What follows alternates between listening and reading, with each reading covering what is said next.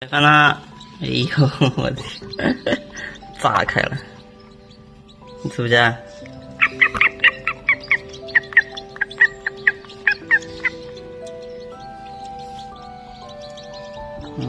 真能吃。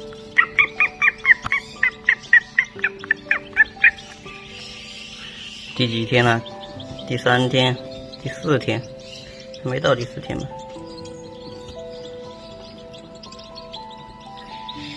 这个不行。诶，这不准，这不准，这不想吃这个鱼吗？你是想吐食完吗？看你这个样子，你也不想吐啊，吞吧。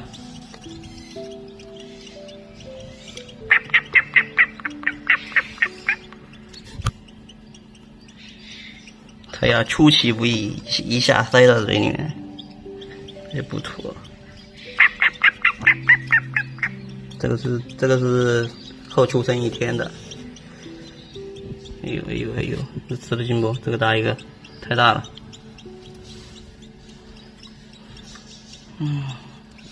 你看这个吃不吃得进？这个鱼有它的身体长了。哇哇哇！东西好狠的。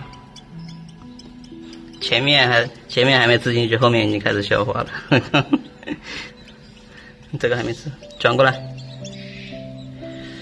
哎呦，挺好喂的这个东西，翠鸟。温度弄好，湿度弄好，食物弄好，没啥问题。还要不要？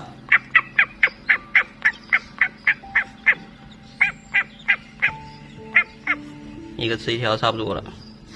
看你们很多问，就是喂的，鸟食欲不好。鸟食欲不好是你给它整的消化不良了，你喂的太多了呀。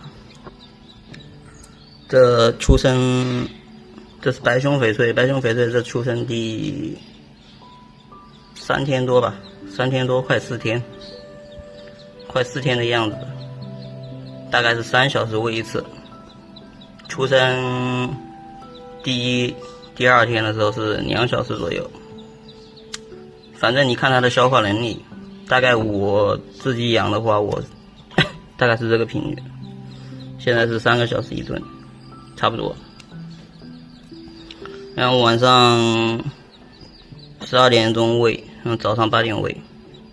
但是我大概是凌晨2、3点钟会喂一次，因为我那个时候我还在忙的话，我就会喂。我那个时候如果我睡觉了，我就不喂，大概这样。这一窝5只都很好。你不要像拔苗助长一样，你一下希望它长大，它跟人一样，它吃多了还会消化不良的。你别看我老是喂的很多，我是看它状态来的，可以少喂不能多喂的东西。我说的少喂不是你一饿你妈饿半天那种，你可以少吃多餐。哎呦，很好。这出了一个朱锦岭春，就1只，1个蛋。保温温度35度，35。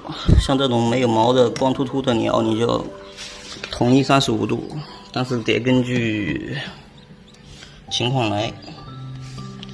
反正我是按照我养的数据给你们分享。35度。